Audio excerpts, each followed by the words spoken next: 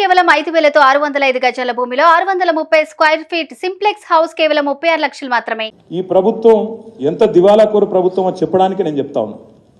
ఈ ప్రభుత్వం మొన్న సివిల్ సప్లైస్ కార్పొరేషన్లో 56,000 కోట్ల అప్పులున్నాయి చెప్పింది. 56,000 కోట్ల అప్పుల పాలైపోయింది సివిల్ సప్లైస్ కార్పొరేషన్ అని చెప్పినారు.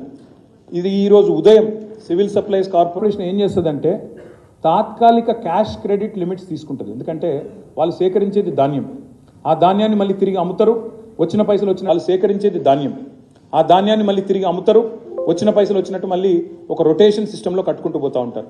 ఇవాళ ఉదయం సివిల్ సప్లైస్ కార్పొరేషన్ వెబ్సైట్ చూపెడుతున్న ప్రకారం వాళ్లకు ఈరోజు ఈ నిమిషానికి ఉన్న క్యాష్ క్రెడిట్ లిమిట్ శాంక్షన్ 24,600 కోట్లు మాత్రమే.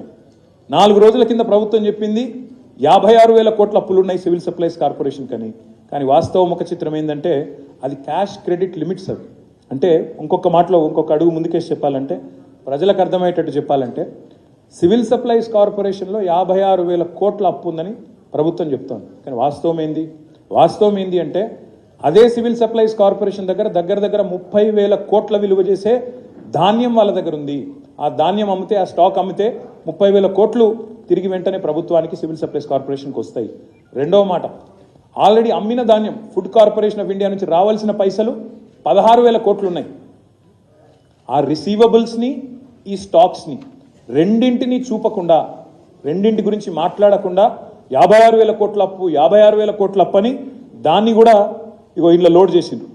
ఈ 6,71,000 కోట్లు అనే దానిలో దాన్ని కూడా మోపి లేని అప్పును ఉన్న అప్పుగా చూపెట్టి తిమ్మిని బమ్మిని చేసే ప్రయత్నం, రిసీవబుల్స్ స్టాక్స్ ఉన్నా ఆస్తులున్నా వాటిని చూపెట్టకుండా దాచేసి మా మీద బట్టగాల్చి మీదేసే ప్రయత్నం ఏదైతే చేసినారో దానికి ఒక సివిల్ సప్లైస్ కార్పొరేషనే ఒక గొప్ప ఉదాహరణ.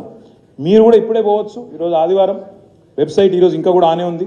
సివిల్ సప్లైస్ కార్పొరేషన్ పోతే, వెబ్సైట్ పోతే మీరే చూస్తారు 24,600 కోట్ల cash credit sanction limit sanction అయి ఉన్నది.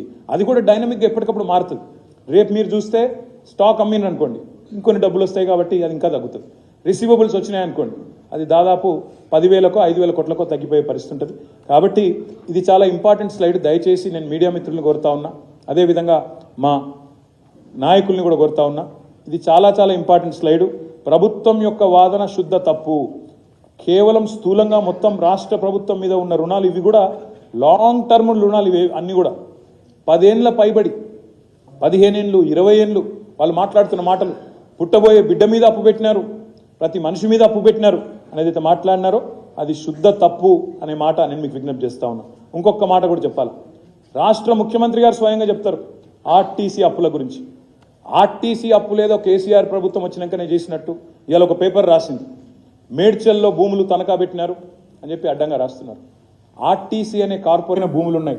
హైదరాబాద్ నడిబొడ్డులోని ఆర్టీసీ ఎక్స్ రోడ్స్తో సహా విలువైన భూములు ఎన్నో ఉన్నాయి. అవి కార్పొరేషన్ ఆస్తులు. కార్పొరేషన్ ఆస్తులు తనఖా పెట్టుకొని కార్పొరేషన్ లోన్ తెచ్చుకుంటే కూడా అది ప్రభుత్వమే చేసింది, ప్రభుత్వమే అప్పుల పాలు చేస్తుందని చెప్పి దుష్ప్రచారం చేసే ప్రయత్నం చేస్తున్నారు. సెల్ఫ్ సఫిషియెంట్ కార్పొరేషన్స్ ఏవైతే ఉంటాయో, సివిల్ సప్లైస్ కానీ, ఆర్టీసీ కానీ, ఎలక్ట్రిసిటీ, జెన్కో కానీ, ఇవన్నింటిని కూడా కలిపి లేని అప్పులు ఉన్నట్టుగా చేసే ప్రయత్నం ఏదైతే ఉందో దీన్ని రాష్ట్ర ప్రజలు, మా నాయకులు, మీడియా మిత్రులు అందరూ కూడా దయచేసి గ్రహించాలని చెప్పి కూడా నేను మీకు విజ్ఞప్తి చేస్తా ఉన్నాను.